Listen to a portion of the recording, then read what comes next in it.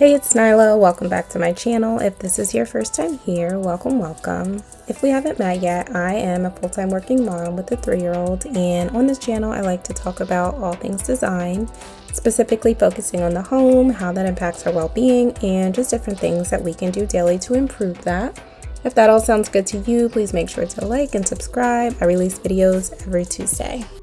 So today's video marks the official start of my summer reset. Instead of trying to reset my entire home in one weekend, I'm spending the next 30 days doing one small thing each day to prepare for the season ahead. As a working mom, I've learned that the quickest way for me to burn out is to create a huge list of things that all need to happen immediately. So this month, and with every seasonal change, I'm focusing on progress over perfection, and starting with 2 areas that get used every single day, which are my daughter's play spaces.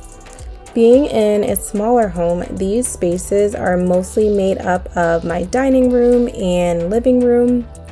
I don't have a separate playroom for her other than her bedroom, so I try to keep everything fairly organized and at times do somewhat deeper cleans to keep a tame space. Lately, I'm realizing that a reset doesn't always mean buying something new, but returning things to a somewhat new version of their former selves and finding the right place for items so the space can function the way it was intended to. This art easel has definitely seen better days. At some point, paint found its way onto almost every surface except the paper.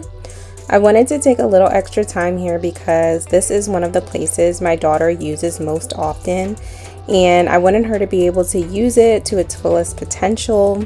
Instead of just tidying around it, I cleaned the easel itself, wiped everything down, cleaned off the chalkboard, and even pulled everything away from the wall to clean behind it. It's funny how much dust and random toddler treasures can collect behind furniture when you're not looking. I also went through all her paint supplies to see what was still usable. I've been trying to get better about periodically checking art supplies, toys, and activities instead of holding on to everything forever.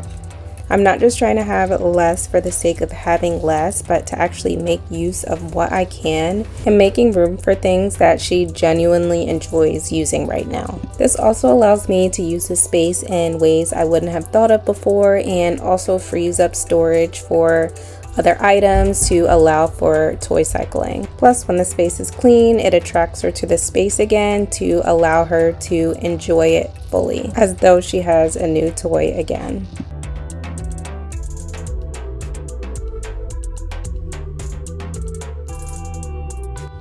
Next, I moved over to her bookshelf and activity area. Even though we don't really follow a full-on Montessori parenting style, we do try to include some solid teachings, like having different activities set up in their own spaces to allow a child to be able to independently engage in and interact with those activities.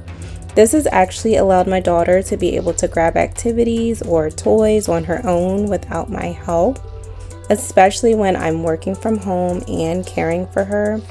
It allows her to play while I work, and it also helps with cleanup. When everything has a place, it's much easier for her to be able to help clean up and put things back where they need to go.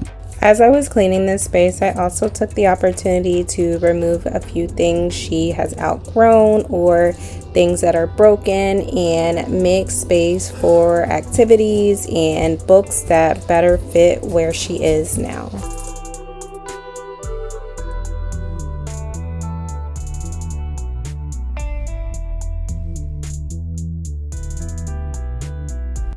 Before finishing up, I picked up a few things that I had collected on the balcony. These aren't major projects, but they're the kinds of little areas that can quietly contribute to a home feeling cluttered. And that's really what makes a reset feel productive. I am always reminding myself that creating a perfect home is not always about doing big things all at once. Sometimes it's about doing a bunch of small things in a big way. It's really just paying attention to the spaces we use every day and making small improvements over time.